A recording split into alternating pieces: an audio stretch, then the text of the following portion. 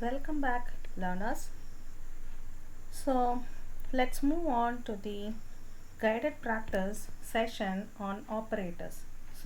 Now just we will move on to checking out how these arithmetic operators work. So in the session, in the video presentation, I would have discussed about the various operators that could be used in your R programming. So one after the other in a sequence, let's go for a practice session. I'll show you how it works, and in each conditions it will work and which conditions it will not work. Fine. So now let's start with first the arithmetic operators. So in this arithmetic operators, we had seen what are the various arithmetic operators available in the session. Now let's first create a vector. Now I say vector 1 is equal to, we know how to create a vector. We know that C function should be used. So now I say I create a vector with some 5 values. Okay. Now I say vector 2 is equal to, now I say the second vector, maybe I say some 2, 6, then 9, 16 and 25. Okay, fine.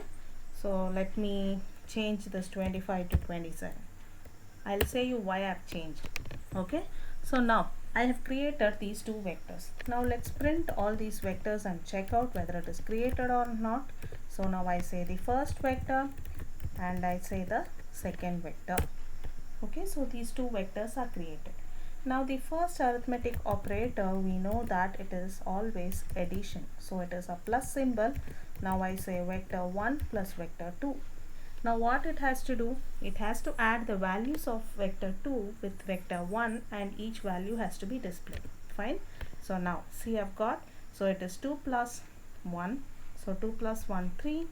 2 plus 6, 8. Then you have 12, 20 and 32. Fine. So this is very simple. Now the same thing, the next arithmetic operator, subtraction. So it is going to subtract the vector 1 minus the vector 2. So vector 2 from vector 1. Yes. So 1 minus 2, it will be minus 1. So that is why it is displaying it like this. Now the other operator is the usual one, which is multiplication. So you can now know what it will do. It will just multiply those two vectors and it will give you a single vector output. Fine. So the other one is your division. So all these four are your usual operators. Okay, so addition, subtraction, multiplication and division. So now if suppose I want to go for some special operators which are for this R console. So all the other programming languages also have these four arithmetic operators. So what is the special operator which is available in R console? So you have an operator which is this double percentage. Fine. Now let's see what output we are getting. See, we have got 1, we have got 2, we have got 3 here, this is a 4 and this is a 5. So what is this? So this is going to give the quotient of your, so this is going to give the remainder. Fine. So it is going to give the remainder of your division. So you see it is vector 1 divided by vector 2. Fine. So 1 divided by 2. So the remainder is 1. Fine. And 2 divided by 6. The remainder is 2. Here again it is 3. Here it is 4. And here it is 5. Fine. So it is giving you the remainder. So it is similar to your modulus operator in other programming languages. So there is another operator here, percentage. In between these two percentage, you can very well have one slash. So what it will do? So let's see the output. See, you are getting everything as 0. So what does this mean? So it means, see, now we know this is our vector. Fine. So I said vector 1 with that particular operator 2, vector 2. So now it is going to give you the quotient. Fine. So when I divide 1 divided by 2, obviously the quotient is 0. Fine. When I divide 2 divided by 6, the quotient is 0. So everywhere the quotient is getting displayed. Fine. Now if you want to check out whether it is right, so try out with vector 2 divided by this vector 1. So it is not division, finding the quotient of division. Fine. Now you can see the value. Find 2 divided by 1. So the quotient is 2. 6 divided by 2, quotient is 3. Fine. So the same thing you can check with just the remainder operator. See, you can find the remainder, all zeros under 2.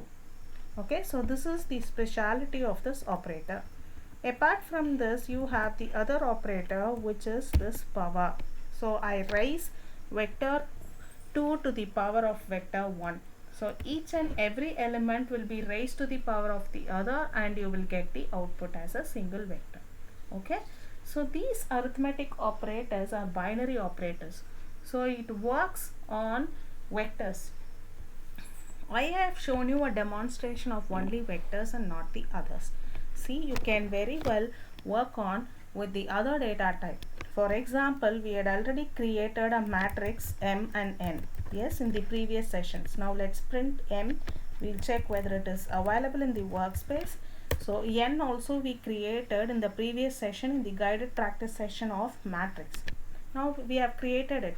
So there also I showed you a demonstration of adding two matrices, subtracting, dividing and multiplying. So can we do the same thing with this matrix also, the remaining special operators? Yes, very well you can do it. So now I can say percentage M. So you can get, see, you get the output. Similarly, you can use the same special operator, the quotient operator, that will also give you. So what it is doing here, see here, it is having n percentage m. So this ends first value, first row, first column with m's first row, first column. That is how it is working out. Similarly, you can do with power also. Power is also allowed with this matrix. Yes, it is going to get raised to that particular power and it will give you a new matrix. But you have one drawback with this arithmetic operator. So this arithmetic operators are binary operators and it works only with numeric values. That you have to have in mind. So for example, now let's try whether this works with a list. I think we created a variable called list during the session. Yes. So we have a variable which is a list data type. Now if suppose I try to add the vector which I created now and the list which we already created in the list session. Fine. See, you get error. What is the error? It is saying non-numeric argument to binary operator. Fine. So all these binary operators works only with numeric argument. It will not work with non-numeric. So you cannot go for using these operators on list. That is not allowed. Only with numeric it will work. It will not work with non-numeric. Fine. So this you can have in mind. So this is the end of this guided practice session on arithmetic operators. You can very well try these combinations of all these operators on different data types. So we had seen hell a lot of data types in R in the previous two modules. So in that, from that you can use any data type. You can try creating it and check out how you get the output in your R console, whether you get error or whether you get the answer. So you can check out with all the data types and you can get to know whatever I said is right or wrong. If you still have any doubts and queries after you practice all these, you can very well post your query to me. I will be happy to respond to you. Thank you.